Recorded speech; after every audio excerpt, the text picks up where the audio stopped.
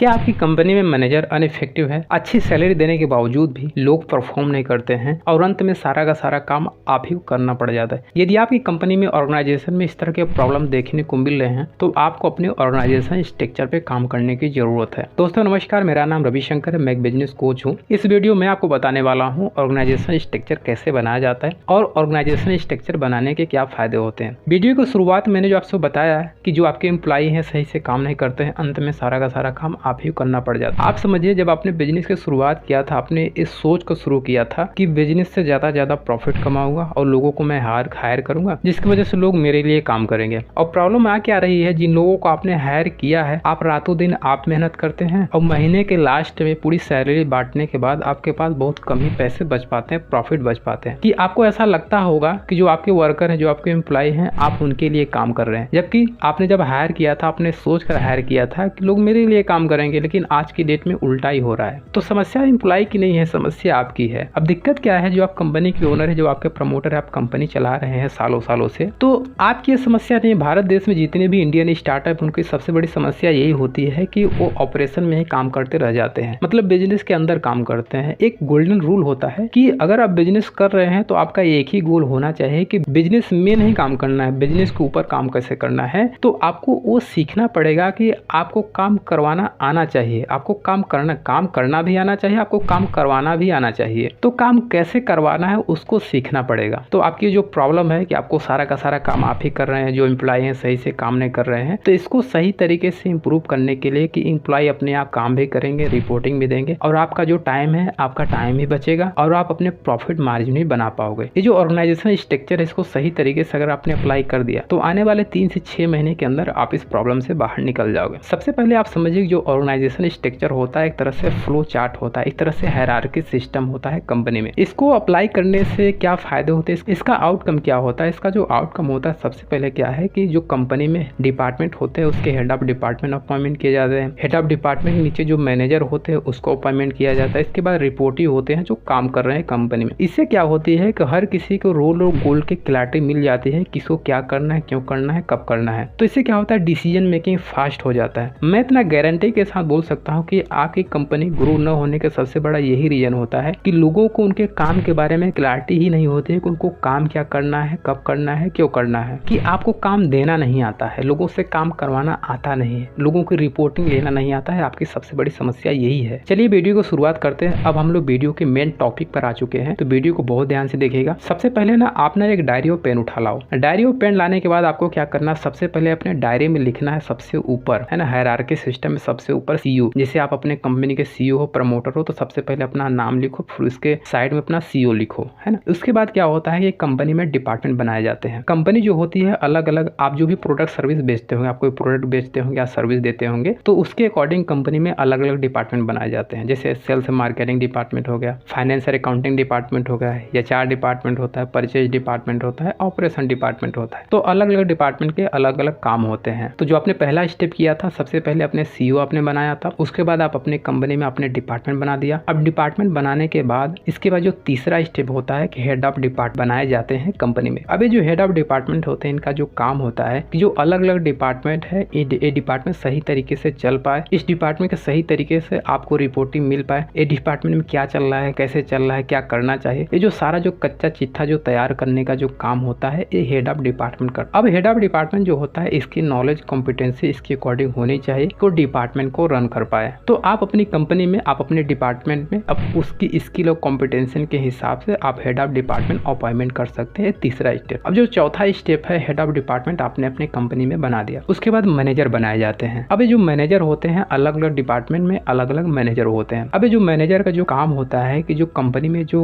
Employ हैं, जो worker हैं, उनको सही तरीके से काम को देना, काम की रिपोर्टिंग लेना और कहाँ पे उसको दिक्कत प्रॉब्लम आ रही है, मैनेजर का काम होता है कि वर्कर से सही तरीके से काम करवाना। अब आप देख पा रहे हैं कि जो हायरार्की सिस्टम में सबसे पहले आपने सीईओ बनाया था, उसके बाद कंपनी में आपने डिपार्टमेंट बनाया था, उसके बाद आपने हेड ऑफ डिपार्टमेंट बनाया था, जो तीसरा स्टेप था। और जो चौथा स्टेप है, आपने मैनेजर बनाया, मैनेजर के नीचे जो काम करते हैं वर्कर काम करते हैं। अब कोशिश ये करना है कि जब आप मैनेजर बना रहे हैं तो हर मैनेजर के अंदर मिनिमम 1 और मैक्सिमम 5 से 6 ही एम्प्लॉय आपको देने हैं उनके अंदर में। अब इससे ज्यादा दोगे तो मैनेजर सही तरीके से मैनेज नहीं कर पाएगा, उनकी सही तरीके से रिपोर्टिंग नहीं ले पाएगा, उनको सही तरीके से काम नहीं करवा पाएगा। अब आप देख पा रहे हैं कितनी तेजी के साथ में कितने अच्छे से क्लैरिटी मिल जाएगी कि अगर आपने इस तरह से हायरार्की सिस्टम बना दिया। अब दिक्कत क्या है कि आप देखिए होता है क्या, जो कंपनी का प्रमोटर होता है, जो कंपनी का मालिक होता है, कि मान लीजिए कंपनी में 100, 200, 500 एम्प्लॉय हैं। अब जो सीईओ होता है, कंपनी का मालिक होता है, कि जो हेड ऑफ डिपार्टमेंट हो गए, मैनेजर हो गए, वर्कर हो गए, सीईओ खुद कोशिश करता है कि हर किसी की रिपोर्टिंग लो, हर किसी को काम दे। तो इससे समस्या जो खड़ी होती है कि आप जो सीईओ हो, कंपनी के जो मालिक हो, तो आपका जो टाइम होता है पूरा का पूरा टाइम आपका कंज्यूम हो जाता है इन्हीं लोगों को मैनेज करने में। अब इससे क्या होता है, जब यही आपका टाइम कंज्यूम हो जाता है तो आप आगे की ग्रोथ की प्लानिंग कर ही नहीं पाते हो, आपका पूरा का पूरा टाइम यहीं पर चला जाता है। तो अगर आपने इस तरह से हायरार्की सिस्टम बिल्ड कर दिया तो हर किसी काम अलग अलग लोगों का अलग अलग काम हो गया। इससे क्या होगा, वर्कर मैनेजर को रिपोर्टिंग करेगा, मैनेजर हेड ऑफ डिपार्टमेंट को रिपोर्टिंग करेगा। अब हेड ऑफ डिपार्टमेंट केवल आपको रिपोर्टिंग करेगा। अगर आपके कंपनी 5-6 बड़े डिपार्टमेंट है या 2-3 बड़े डिपार्टमेंट है तो केवल 2 ही 3 लोग आपको पूरी तरह से रिपोर्टिंग देंगे। तो मतलब 2 दिन के 2-3 लोगों की रिपोर्टिंग लेने में आपको 2 से 3-4 घंटे लगेगी, इससे ज्यादा नहीं लगेगा। अब आपका जो टाइम बचेगा आप उसको अलग जगह पर लगा सकते। इसको सही तरीके से इंप्लीमेंट करने का सबसे जो बड़ा फायदा होता है कि हर किसी के अंदर कमिटमेंट आ जाती है, पहला। दूसरा होता है कि हर किसी को क्लैरिटी मिल जाती है उसके रोल और गोल के बारे में। तीसरा जो होता है कि एक दूसरे के बीच कम्युनिकेशन करना आसान हो जाता है जो हायरार्की सिस्टम होता है बनाने से। तो दोस्तों आई होप कि इस वीडियो से आपको क्लैरिटी मिली होगी कि